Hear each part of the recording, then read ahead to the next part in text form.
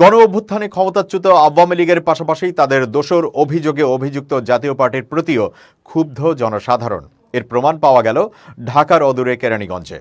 সেখানকার কোন্ডা ইউনিয়নের বীর বাঘইর এলাকার একটি বাড়িতে আত্মগোপনে ছিলেন জাতীয় পার্টির প্রেসিডিয়াম সদস্য এবং বরিশাল ৩ বাবুগঞ্জ মুলাদি আসনের সাবেক সংসদ সদস্য গোলাম কিবরিয়া টিপু। টের পেয়ে স্থানীয় লোকজন তাকে ধরে থানায় সোপর্দ করেছে।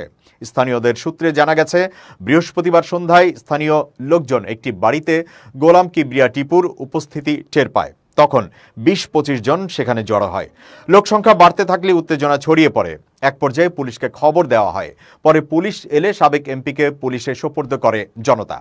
দক্ষিণ কেরানীগঞ্জ থানার অফিসার ইনচার্জ মাজহারুল ইসলাম এই তথ্য নিশ্চিত করে জানান, এলাকার লোকজনের মাধ্যমে তিনি জানতে পেরেছেন বীর বাঘইর এলাকায় টিপুর কিছু জমি রয়েছে।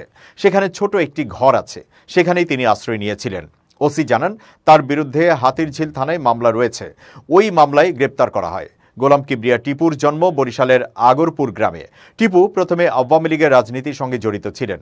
তিনি রমনা থানা যুবলীগের সহসভাপতি, পরে স্বেচ্ছাসেবক দলের ঢাকা মহানগরীর সাধারণ সম্পাদক এবং কেন্দ্রীয় কমিটির সহসভাপতিও হয়েছিলেন।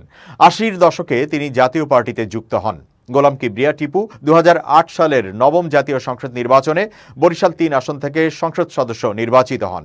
একই আসন থেকে ২০১৮ সালে এবং গত ৭ জানুয়ারির নির্বাচনে জাতীয় পার্টির মনোনয়নে সংসদ সদস্য নির্বাচিত হন তিনি।